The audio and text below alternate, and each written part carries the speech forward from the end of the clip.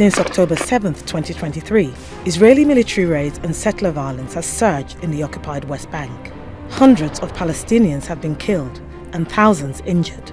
More than a dozen countries, including the US, have condemned the violence. The White House has even announced sanctions against several Israeli settlers. But tens of thousands of Americans live in illegal settlements, and many serve in the Israeli military. People in Power investigates the role US citizens play in Israel's occupation and settlement expansion.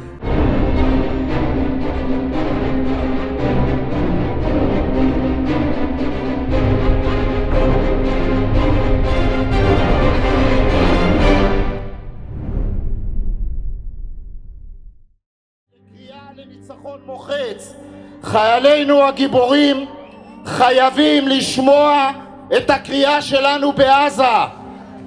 Hundreds of Israelis are attending this pro-war rally in Jerusalem, supporting the bombardment of Gaza of far-right settlers and American dual nationals. Since October the 7th, there has been a spike in violence carried out by Israeli settlers against Palestinians, and as a result, the United States has said that they will impose visa restrictions on those carrying out the violence.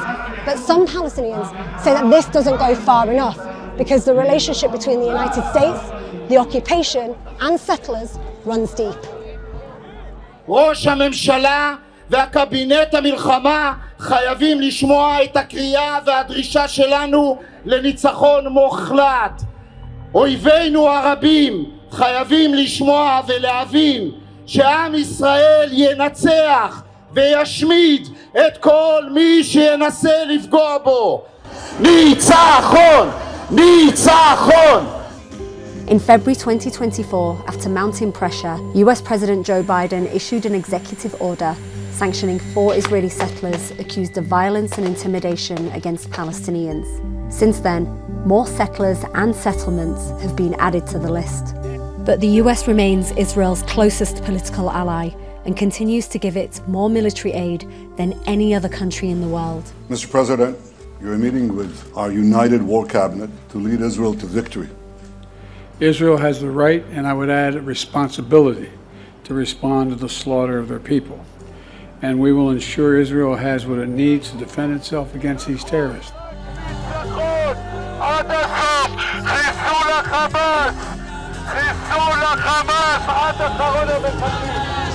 If you could describe the relationship between the United States and Israel in one sentence, what would you say? Let's get Trump back in, because let's keep this broader. Okay, let's keep it broader. I'm going to say that. We need the support of both parties. They got to start thinking a little bit more like the enemies. I mean, the United States and Great Britain, their forces are being shot at in the Middle East also. And what, are they going to let that happen? We have to draw the line and say enough. They don't understand restraint. They don't understand negotiation. They understand force and power. So you smack them, punch them in the face, and knock them down. It's a different mentality in the Middle East. We have children who are fighting for the IDF, and that puts us in a little different position as well. Since the Hamas attack on October 7th, when at least 1,139 were killed and 240 people taken hostage, Israel has carried out one of the most intensive bombing campaigns against a populated area in history, so far killing at least 33,482 people and displacing 85% of the population. There's been a lot of coverage about accusations of war crimes that have been committed by members of the Israeli forces. Do you think that is an issue there for American dual nationals to be in an army that has this accusation put against them? The Israelis, we're accused of war crimes whether we commit them or not. We have suffered so many more losses of our guys and of our men and women in battle because we don't go in and carpet bomb the way they think we do. Why should that building, it's a death trap, why should we send our guys in there? Just knock it down, knock it down. לא עוצרים עד שמנצחים. לא עוצרים עד שמנצחים.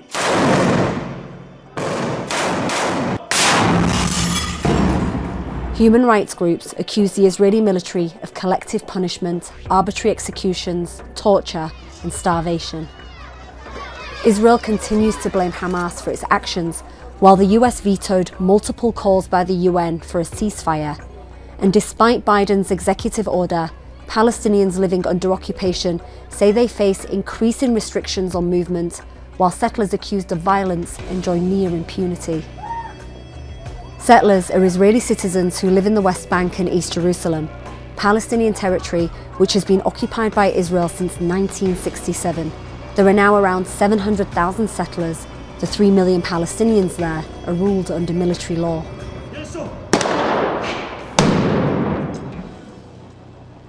Since October 7th, more than 430 Palestinians have been killed by Israeli soldiers or settlers in the occupied West Bank.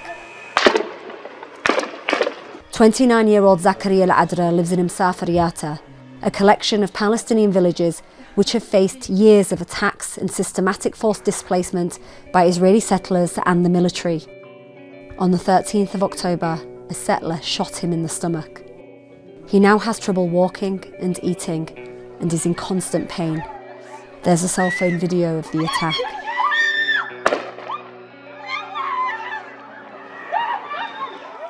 يعني 7 شهر يوم الحرب صار المستوطن ماخذ زي يستخدم زي كأنه جندي، يلبس عبس جيش ويطلع على البيوت يسوي مشاكل مع الناس، أي واحد يعترض ويطخه عادي.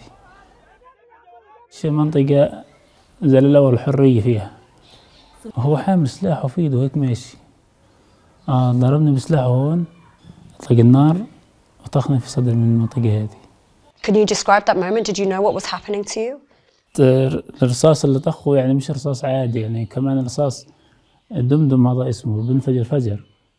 ضرب فانا في عظام صدري من تحت وانفجر. بالخشين 3 بيطلع منه شفرات، خشين جوا بطني من هون. أنا حطيت إيدي على بطني من يوم ما هو أطلق النار، كانت فتحة 9 سنتي. وش صار ورا طقوك؟ وقعت للقاع؟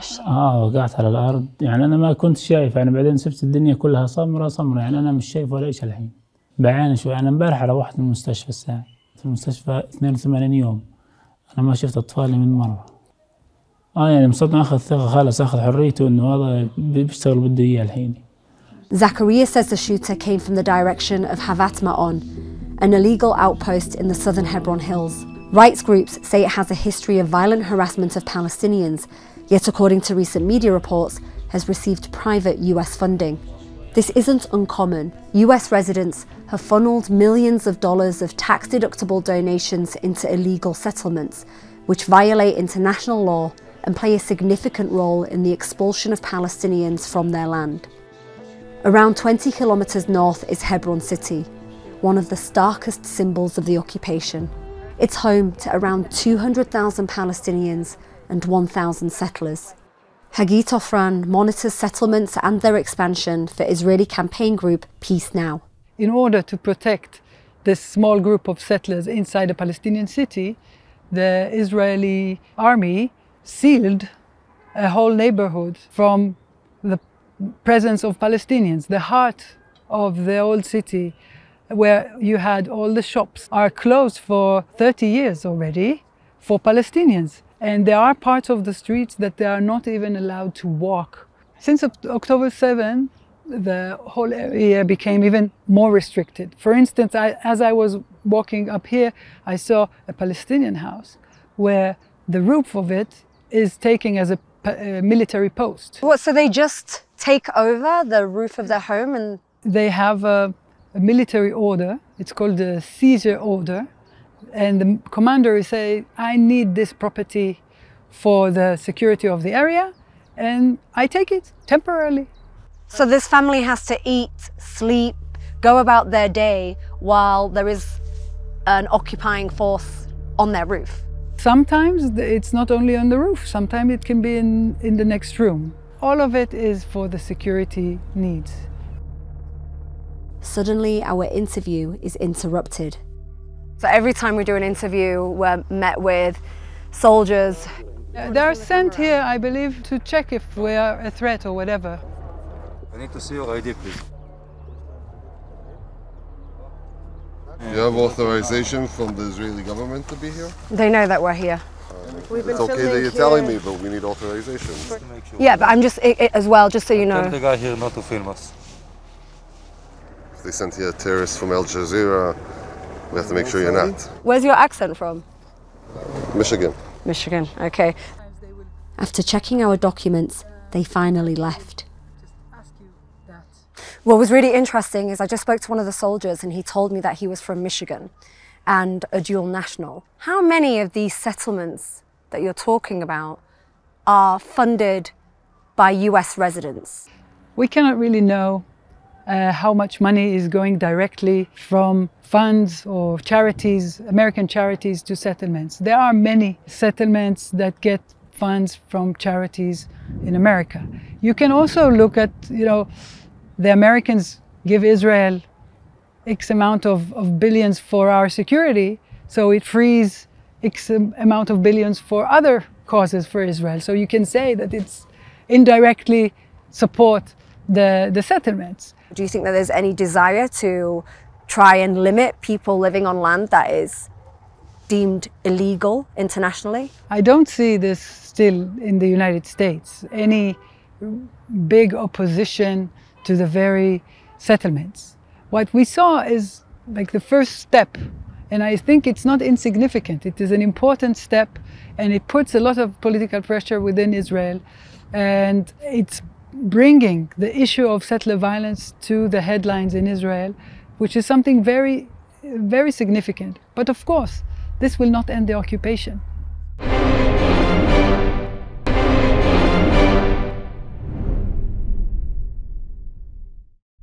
The soldier we met isn't the only American in the West Bank. According to a study by Oxford University released in 2015, 60,000 settlers living in the occupied Palestinian territory are also American citizens. They're playing a significant role in enforcing the occupation. As we travelled through the city to meet Palestinians, we witnessed just how difficult it was to move around. There are many Israeli checkpoints. Some denied us entry. We're trying to find a different route to get to the Palestinian that lives in this area of Hebron. Hi. Can we see the IDs, please? Yes. How do you guys get in? Through the gate over there? Yeah. Is that an issue? So this is the situation in Hebron now. There's a lot of security and it's very difficult to move around. Because over there it's called the red area. But there's no signs on the gate. There's literally none. I'm telling you. مرحبا هاي تمام اهلا وسهلا. This is Isa Amro. He lives on the other side over here. He's a local resident of Hebron. Told us that he was attacked after October the 7th. He's now trying to communicate with the Israeli soldiers to see if we can pass through. אני יודע מותר לעיתונאים ייכנסו מתמר. מותר לעיתונאים שהם אזרחים זרים, מי שלא גר פה ואין לו תעודת לעם הוא לא יכול להיכנס. ויש להם פספורט. בסדר, איסה יודע הכל, הוא יודע את כל הנהלים, הוא מכיר את הכל. הוא היה עסוק, לא אפילו ענה לי בטלפון. אז פעם הבאה דבר עם איסה, הוא יודע את כל הנהלים, הוא מכיר כבר את הכל. We didn't expect this to be the first meeting, sorry. This is the reality. This is how the life. أهلا وسهلا. أهلا وسهلا. شلونك؟ So this is the reality of Hebron. I am living here since almost 17, 18 years. You literally have to get through a dozen soldiers just to get to your home. And people can't just come and visit Nobody you. can come to visit me. Only the people who are living inside the area are allowed to come here. So this is an occupied Palestinian land by the Israeli settlers, and they usually attack Palestinian families here and here. They attacked us. Isa Amro says that on October 7th, he was attacked and detained by both settlers and Israeli soldiers, and that in the days after his release, he was also forced out of his home for weeks. We put Isa's claims to the Israeli military, but we didn't hear back. I was tortured. I was almost killed. I was coming from here to my house, the way you came, and settlers in an army uniform, who are my neighbors, I was kidnapped by them. I was kept for 10 hours, handcuffed, blindfolded, gagged, beaten, sexually assaulted. They pointed the gun and they put it on my head and count to 10. I fainted 2 times without any medical treatment. Spitting at me, saying bad things to me. They were celebrating, torturing me for 10 hours continuously. And you thought you were going to die? I said goodbye to everything. You know, I thought that it's my last moment. And recently we've been hearing from the United States, from some European countries, that they are going to impose visa restrictions on settlers who were convicted of carrying out attacks. What did you think when you heard this? I can say that it's a kind of public opinion satisfaction. The settlers who are attacking Palestinians are only 4 now in the West Bank. There are 10 Palestinians killed by settlers directly. Where are they? And many American citizens here, there are many American citizens, they live here illegally inside Hebron as settlers. They should take them to American courts and treat them as war criminals. To be very honest, they should be brought to the ICC. Nobody was accountable for what happened to me and to many other Palestinians. And the settlers are not the only one who are attacking Palestinians. The Israeli soldiers who are settlers in an army uniform. There are many settlers joined the army and they kill Palestinians. If you want really to make them accountable, make Israel accountable. The settlers, they are backed up by the Israeli government. They are supported by the Israeli government. They are financed by the Israeli government. So let's go after the Israeli government and stop them and dismantle all the Israeli settlements according to the international law. The White House recently reversed Donald Trump's policy on Israel's settlement expansion, declaring them inconsistent with international law. Yet organizations like the One Israel Fund, an American not-for-profit exempt from federal tax, claims it's raised millions of dollars for settlements. Hamas sent us a message on October 7th. Never again is now. One of its prominent ambassadors is Gabriel Boxer, who regularly promotes and fundraises for settlements and Israeli soldiers. Boom shakalaka! In February, he also accompanied the Israeli military as it bombed Gaza. Wow, that's all I can say. Right behind me is hostile enemy territory that we learned what really they believe after October 7th. We are now approaching the cave of the Machpelah. This huge structure is the burial place of the patriarchs and matriarchs of the Jewish people. It's also a holy site for Muslims, the Ibrahimi Mosque. In order to get around the region's strict military control, we met with David, an American-Israeli tour guide. So what do you say to those in America who say that there should be more sanctions on even the funding of settlements by private US residents? I think that the people who claim that they support the Palestinians are not aware of the facts on the ground, are either being fed misinformation intentionally or imagining events that are not actually happening. David takes us to Ma'al Haver. It's rare access to a highly secured and gated settlement which has received donations from the One Israel Fund. Around 700 settlers live in this sprawling suburban-style luxury community. We're met by Gideon Ariel, an American-Israeli settler who's lived here for 11 years. Lots of different places. Here's my home. Oh, watch your head when you pass by the flag that my kids put up. I'll let you lead the way. This is the view that sold me on Ma'al Haver. My wife has a cousin who lives here, and we would come from time to time for the holidays. And one day her husband took me outside and said, "You see this house next door? You can have it for 250,000 shekels," which was a pittance in the time. Why is it important to live in a community like this? Well, first of all, why is it important to live anywhere? A person lives where they want to live. And this is, as you can see, a beautiful place. Historically, God promised Abraham, this is the land that is going to belong to you and to your children forevermore. Right here in my backyard. Well, it's Shabbat. Tomorrow is Shabbat. So my wife, Devra, here is preparing for Shabbat. Devra, Boker Tov. Are you also American? Yes. Every time I hear an American accent, it's like What's going on? Yeah. Where am I? We have people here from all different places of the world. We have people here from the United States, from Russia, from India, from Germany, from Ethiopia, You name it, in just a small community of 100 families. There's people watching Yeah. who are going to say, what the hell is an American doing in this land? Because they are all Jews. We are all Jews who were exiled from this land about 2,000 years ago. We kept that connection to the land all throughout those millennium, and now, thanks to God, we are coming back to our land.